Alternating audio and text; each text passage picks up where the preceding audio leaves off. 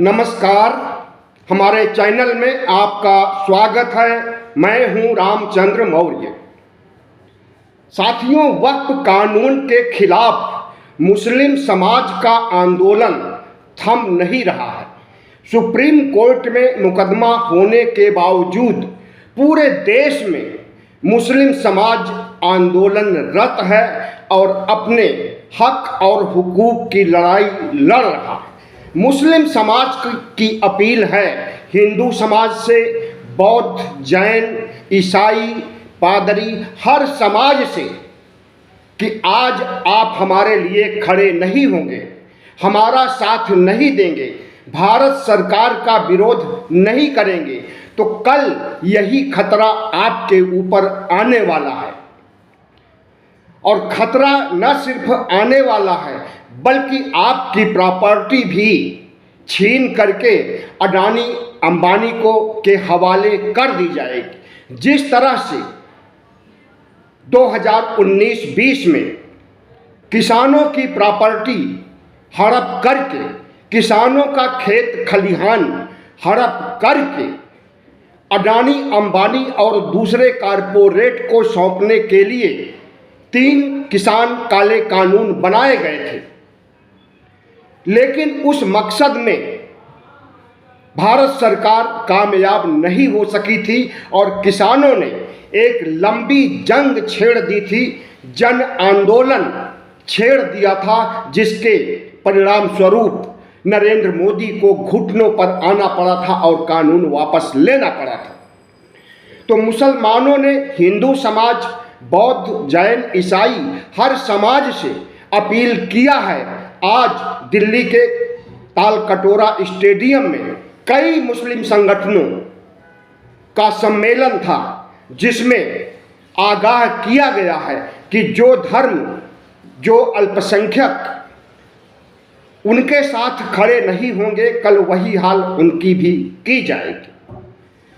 यहाँ तक कि कई मुस्लिम नेताओं ने कहा कि नीतीश और नायडू आज के सावरकर हैं। जी हाँ, सावरकर ने अंग्रेजों का शुरू में विरोध किया था और जब अंग्रेजों ने उसे जेल में डाल दिया, काला पानी की सजा दे दी, अंडमान निकोबार की जेल में भेज दिया, तो वह माफ़ी मांग करके जेल से बाहर आ गया और कई बार माफ़ी मांगकर वह अंग्रेजों की शरण में चला गया। उनसे रिश्वत लेता रहा ताजिंदगी और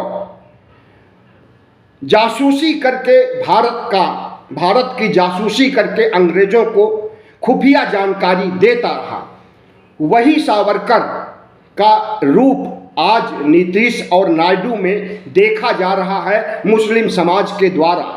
ये दोनों पार्टियां, जनता दल यू और तेलुगु देशम पार्टी, जिस तरह से मुस्लिमों के वोट से सरकार बनाती हैं और मुस्लिम भी इन्हें भर भर करके वोट देते हैं, लेकिन मुस्लिमों ने जब अपील किया तो शुरू में इन दोनों पार्टियों ने कहा कि हम आपका साथ देंगे, आपके साथ अत्याचार नहीं होने देंगे, आपकी प्रॉपर्टी नहीं हड़पने देंगे। लेकिन हुआ क्या कि नरेंद्र मोदी सरकार का समर्थन किया, वक्फ बिल संशोधन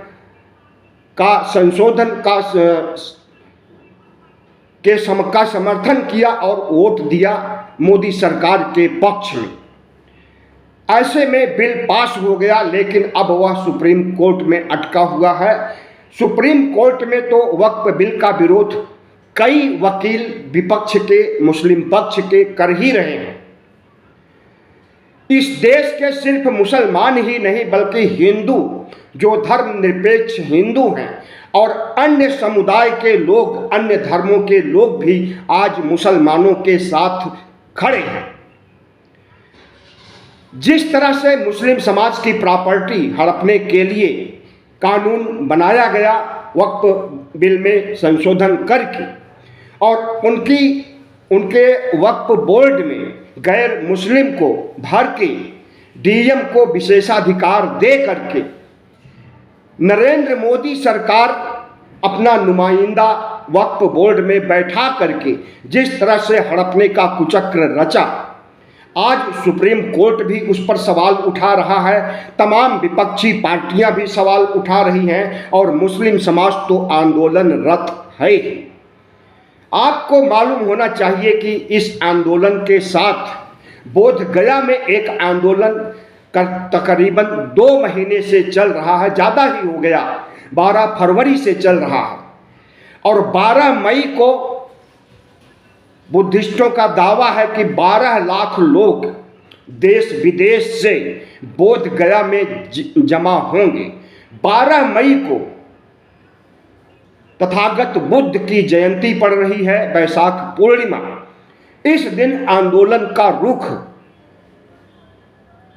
हम समझते हैं कि इतना ज़्यादा बढ़ जाएगा, आंदोलनकारियों की संख्या इतनी बढ़ जाएगी कि नरेंद्र मोदी सरकार के लिए, नीतीश सरकार के लिए नई मुसीबत खड़ी हो जाएगी। वैसे मुसीबत तो खड़ी हो ही गई है। जिस तरह से विधानसभा और लोकसभा, राज्यसभा में बोध गया मुक्ति आंदोलन का समर्थन किया गया है विपक्ष के द्वारा, तो एक आंदोलन वह है कि उस BTMC बोध गया टेम्पल मैनेजमेंट कमेटी में हिंदुओं का वर्चस्व 1949 से बना हुआ है। ठीक उसी तरह से मुस्लिमों की प्रॉपर्टी हड़पने के लिए वक्फ संशोधन करके नया कानून बना करके नरेंद्र मोदी ने जो चाल चली है, आज उनकी चाल सवालों के घेरे में आ गई है। और न सिर्फ इस देश की जनता पूछ रही है, न सिर्फ मुसलमान पूछ रहे हैं, बल्कि सुप्रीम कोर्ट भी सवाल उठा रहा है कि मुस्लिमों के धार्मिक संगठन में हिंदुओं की क्या ज़रूरत है, और अगर ज़रूरत महसूस की जाती है तो जितने भी हिंदू संगठन हैं, जितने भी हिंदू मठ, ट्रस्ट और धार्मिक संगठन हैं, उसमें क्या मुसलमानों को प्रवेश दिया जाएगा, और नहीं प्रवेश दिया जाएगा तो यह सौतेलापन मुसलमानों के साथ क्यों किया जा रहा है? उनकी प्रॉपर्टी हड़प करके अडानी अंबानी के हवाले करने के लिए नरेंद्र मोदी ने जो चाल चली है, आज उस चाल से वह बैकफुट पर आ गए हैं। और 5 मई को कोर्ट, सुप्रीम कोर्ट भी ऐसा फैसला सुनाने वाला है जिससे मोदी सरकार हिल जाएगी। किसान आंदोलन में तो नरेंद्र मोदी ने आंदोलन के 13 महीनों बाद किसान काले कानून को वापस ले लिया था, लेकिन मुस्लिम वक्फ बोर्ड से संबंधित बने नए कानून को क्या नरेंद्र मोदी सरकार वापस लेगी? और नहीं लेगी तो क्या सुप्रीम कोर्ट के उठाए सवालों का जवाब दे पाएगी? और जब सुप्रीम कोर्ट का विशेषाधिकार है कि वह किसी भी संसद के द्वारा बनाए गए कानून को रद्द कर सकता है, और अगर वह रद्द कर दिया तब नरेंद्र मोदी की क्या हालत होगी? दरअसल मोदी सरकार RSS के इशारे पर चल रही है, और RSS के 3 बड़े शत्रु हैं इस देश में। वे शत्रु हैं, नंबर 1 शत्रु है मुस्लिम, नंबर 2 शत्रु है ईसाई, और नंबर 3 के शत्रु हैं कम्युनिस्ट। और इन तीनों शत्रुओं का खात्मा करने का मन संघ बना चुका है, और इन शत्रुओं से निपटने की जिम्मेदारी, इनकी प्रॉपर्टी हड़पने, इन्हें विदेश खदेड़ देने की जिम्मेदारी संघ ने नरेंद्र मोदी को दे रखी है। और उस जिम्मेदारी को बनाने की दिशा में नरेंद्र मोदी ने CAA NRC बनाया कि मुसलमानों को इस देश से खदेड़ दिया जाएगा मुस्लिम देशों में, और उसे लागू भी किया। आंदोलन हुआ, आंदोलन के बाद कोरोना काल आ गया और आंदोलन थम गया और CAA NRC ठंडे बस्ते में चला गया। तो सबसे पहली चाल तो यही थी कि मुसलमानों को इस देश से खदेड़ दिया जाए, इन्हें मुस्लिम देशों में भेज दिया जाए। और उसके लिए जो प्रक्रिया अपनाई गई कि इस देश के हिंदुओं से, मुसलमानों से, दोनों से पहचान पत्र मांगा जाएगा, और जो पहचान पत्र मौजूद है उसे माना नहीं जाएगा। ऐसे में इनकी नागरिकता खत्म करके इन्हें दोयम दर्जे का इंसान बना दिया जाएगा और मुसलमानों को मुस्लिम देशों में भेज दिया जाएगा और वहां से हिंदुओं को बुलाया जाएगा। लेकिन उसमें बुरी तरह से नाकामयाब हुए नरेंद्र मोदी। आज भी CAA NRC जिंदा तो जरूर है कानून, लेकिन उसे लागू नहीं कर सकते हैं। तो नरेंद्र मोदी और भागवत ने देखा कि CAA NRC में कामयाबी नहीं मिल पाई, तो वक्फ संशोधन का बिल ला करके मुसलमानों की प्रॉपर्टी हड़प लेने और उसे अडानी अंबानी को सौंप देने का नया बिल लाया गया। लेकिन इस बिल में जिस तरह से सुप्रीम कोर्ट मुस्लिम समाज के पक्ष में खड़ा हो गया, वैसे सुप्रीम कोर्ट किसी के पक्ष में नहीं खड़ा है। सुप्रीम कोर्ट तो संविधान बचाने के लिए न्याय कर रहा है। अब उसे आप किसी भी पक्ष में मान लीजिए जिसके साथ अन्याय हो रहा है, तो माना तो यही जाएगा कि हाँ, सुप्रीम कोर्ट न्याय करने के लिए मुसलमानों के पक्ष में खड़ा हो गया है और होना भी चाहिए। जिसके साथ अन्याय हो, वो चाहे हिंदू हो, चाहे मुस्लिम हो, सिख हो, ईसाई हो, बौद्ध हो, संविधान का खुल्लम खुल्ला उल्लंघन होता है और उस उल्लंघन को रोकने के लिए, अन्याय को खत्म करने के लिए सुप्रीम कोर्ट को दखल देनी पड़ेगी। और ऐसा पहले भी हुआ है कि बहुत से संसद के द्वारा बनाए गए कानूनों को सुप्रीम कोर्ट ने रद्द किया है।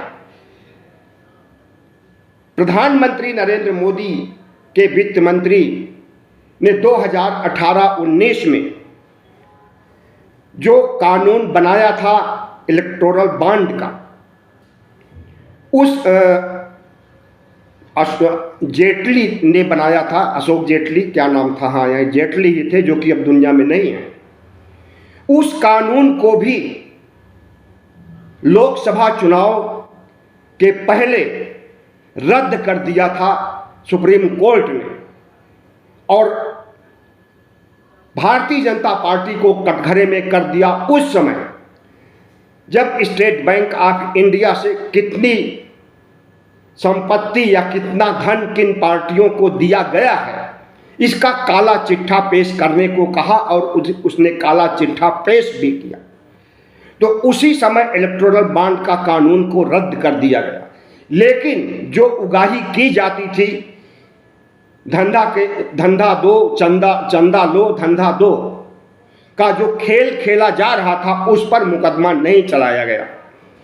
तो सुप्रीम कोर्ट को अधिकार है कि वक्फ संशोधन बोर्ड का नया कानून, जिसे कि RSS का एजेंडा पूरा करने के लिए नरेंद्र मोदी ने बनाया है, उसे भी खारिज कर सकता है 5 मई को या उसके बाद किसी डेट पर। चीफ जस्टिस संजीव खन्ना 13 मई को रिटायर्ड हो रहे हैं और नए चीफ जस्टिस BR गवई बन रहे हैं। BR गवई भी एक निष्पक्ष जज के रूप में जाने जाते हैं। सरकार का प्रभाव या किसी का भी प्रभाव उनके ऊपर नहीं पड़ता है। तो जब तक वह रहेंगे, लगभग 7 महीने उनका कार्यकाल रहेगा, नरेंद्र मोदी की अन्याय की दाल उनके ऊपर नहीं गलेगी। नरेंद्र मोदी अपनी मर्जी से फैसला अपने पक्ष में नहीं करा पाएंगे, जिस तरह से कि अयोध्या मामले में, राफेल के मामले में और जासूसी सॉफ्टवेयर के मामले में अपने पक्ष में फैसला करवा लिया था। तो जाहिर है कि मुस्लिम समाज का नाराज होना स्वाभाविक है, उधर बौद्ध समाज का नाराज होना स्वाभाविक है। लेकिन अगर मुस्लिम समाज और बौद्ध समाज के अन्याय को देश के 140 करोड़ जनसंख्या, 98 करोड़ मतदाता देखते रहेंगे, इस पर इसका विरोध नहीं करेंगे, तो हम समझते हैं कि हिंदू धर्म पर भी मोदी का प्रहार होगा और हिंदू धर्म की संपत्तियों को, बड़ी बड़ी मंदिर के पास जितनी संपत्तियां हैं या सोना चांदी जितना भी उनके पास है, मंदिरों के पास, ट्रस्ट के पास, उस पर भी नरेंद्र मोदी की निगाह होगी और उसे भी हड़प करके वह अडानी अंबानी की झोली में डालने का काम करेंगे। इस तरह से अगर मुस्लिम समाज आंदोलन करके पूरे देश में जन जागृति ला रहा है और कह रहा है मुस्लिम समाज के प्रतिनिधियों को कि हिंदुओं के बीच जाइए, छोटी छोटी सभाएं कीजिए और उन्हें बताइए कि आज जो आपदा मुस्लिम समाज पर आई है, कल यही आपदा आपके ऊपर भी आएगी। इसलिए मुस्लिम समाज का साथ दीजिए और नरेंद्र मोदी के तानाशाही रवैये, फांसीवादी कानून को वापस लेने के लिए मजबूर कीजिए। मुस्लिम समाज का यह भी कहना है कि सुप्रीम कोर्ट सिर्फ 5 और 6 बिंदुओं पर सुनवाई कर रहा है, लेकिन इनके वक्फ कानून में तो ऐसे प्रावधान हैं कि कोई भी प्रावधान स्वीकार करने काबिल नहीं है। अगर सुप्रीम कोर्ट 5-6 प्रावधानों पर न्याय देगा तब भी अन्याय का हिस्सा वक्फ कानून में बना रहेगा और इनका अन्याय बदस्तूर जारी रहेगा।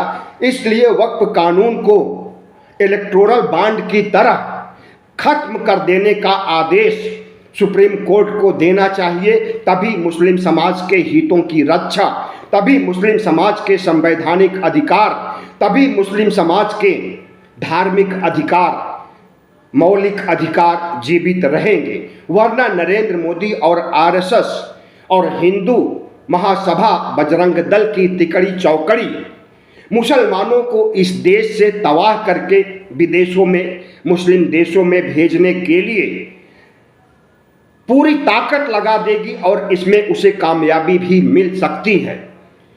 लेकिन जब तक सुप्रीम कोर्ट है तब तक किसी भी अल्पसंख्यक के साथ अन्याय सुप्रीम कोर्ट बर्दाश्त नहीं करेगा, क्योंकि किसी भी समुदाय के खिलाफ अन्याय, अत्याचार सीधा सीधा संविधान का उल्लंघन होगा और संविधान के उल्लंघन को रोकना सुप्रीम कोर्ट की जिम्मेदारी बन जाती है। संविधान को बचाना, संविधान की रक्षा करना सुप्रीम कोर्ट का काम है और इस काम को अगर सुप्रीम कोर्ट बखूबी निभा रहा है और नरेंद्र मोदी सरकार के सामने मुसीबत खड़ी हो गई है, सुप्रीम कोर्ट का हथौड़ा वक्फ कानून पर चलने वाला है, तो समझ लीजिए कि इस देश में संविधान का राज अभी कायम है और लोकतंत्र गहराइयों तक अभी जमा हुआ है। इसे नरेंद्र मोदी भागवत और कट्टर हिंदू संगठन नहीं खत्म कर सकते हैं। ताल कटोरा स्टेडियम में मुस्लिम नेता मोहम्मद शफी ने कहा कि नीतीश और नायडू एक नए सावरकर हैं जो कि सरकार का साथ दे रहे हैं। जिस तरह से सावरकर अंग्रेजों का साथ देता था, इस देश के आंदोलनकारियों की जासूसी करता था, अंग्रेजों से रिश्वत लेता था, पेंशन लेता था और अंग्रेजों से माफ़ी मांगता था, ठीक वही रवैया आज नीतीश और नायडू का है। यह करेंगे मुस्लिमों के हित की बात और जब मौका आएगा तो खड़े हो जाएंगे नरेंद्र मोदी के साथ। तो मुस्लिम समाज एकजुट हो गया है और वह अन्य धर्मावलंबियों से भी अपील कर रहा है कि आपकी आंखें खुल जानी चाहिए। आज जो हमारे साथ हो रहा है कल यही आपके साथ होगा। आज के नए सावरकर नीतीश और नायडू की आंखें कब खुलेगी इसे तो नहीं कहा जा सकता, लेकिन मुसलमानों का एक मुश्त वोट जो तेलुगु देशम पार्टी और जनता दल यू को मिलता था उसमें अब कमी ही हो जाएगी, या यूं कहें कि 100% मुस्लिम नीतीश और नायडू को वोट नहीं देने वाले हैं। और अगर ऐसा होता है तो इनकी पार्टी का वजूद भी खत्म होने की नौबत आ सकती है। चुनाव जीतने की तो बात दूर, जो कि बिहार में चुनाव होने वाला है अगले 6 महीने में, अक्टूबर नवंबर में, तो चुनाव जीतने की तो बात दूर, चुनाव के पहले ही जनता दल यू की ऐसी हालत हो गई है कि जितने भी मुस्लिम इस पार्टी से जुड़े थे वह अपने को पार्टी से अलग कर लिए हैं और नीतीश कुमार के खिलाफ, जनता दल यू के खिलाफ खड़े हो गए हैं। ऐसी स्थिति में पूरा मुस्लिम समाज अगर एकजुट होकर के नरेंद्र मोदी के वक्फ बिल कानून से संबंधित अत्याचार का विरोध कर रहा है, तो इसमें हिंदू संगठनों, बौद्धों और ईसाइयों और जैनियों को भी साथ आना चाहिए। न सिर्फ बौद्धों के साथ अत्याचार हो रहा है, बौद्धों के बोधगया में महाबोधि विहार पर हिंदुओं का कब्जा बरकरार हो गया है। आज महाबोधि विहार में हिंदू लोग कह रहे हैं, हिंदू पुजारी कह रहे हैं कि जो तथागत बुद्ध की मूर्तियां हैं वह 5 पांडवों की मूर्तियां हैं। तथागत बुद्ध की जो मूर्तियां हैं वह कृष्ण की मूर्तियां हैं, हिंदू देवी देवताओं की मूर्तियां हैं। और न सिर्फ बौद्धों के साथ बल्कि जैनियों के साथ अत्याचार हो रहा है। और जैन समाज के लोग भी मुंबई में नरेंद्र मोदी सरकार के खिलाफ धरना प्रदर्शन, उत्सव रैली करके भारी विरोध कर रहे हैं। 90 साल के जैन मंदिर को ढहा दिया गया है बुलडोजर चला करके, जिससे पूरा जैन समाज नरेंद्र मोदी के खिलाफ हो गया है। और मुस्लिम, बौद्ध, जैन आंदोलनरत हैं ही, लेकिन आरएसएस का जो एजेंडा है कि विपक्ष को खत्म कर देना, अन्य धर्मावलंबियों को खत्म कर देना, उनकी प्रॉपर्टी छीन लेना, उनके देवी देवताओं को हड़प लेना और उन्हें देश निकाला कर देना, भागवत मोदी का जो विचारधारा है, यह विचारधारा तब तक नहीं लागू हो पाएगी इस देश में जब तक संविधान और लोकतंत्र का वजूद है। और लोकतंत्र और संविधान के वजूद को खत्म कर पाना नरेंद्र मोदी और भागवत की औकात नहीं है। धन्यवाद। वीडियो अच्छा लगा हो तो शेयर कीजिए, लाइक कीजिए और सब्सक्राइब कीजिए।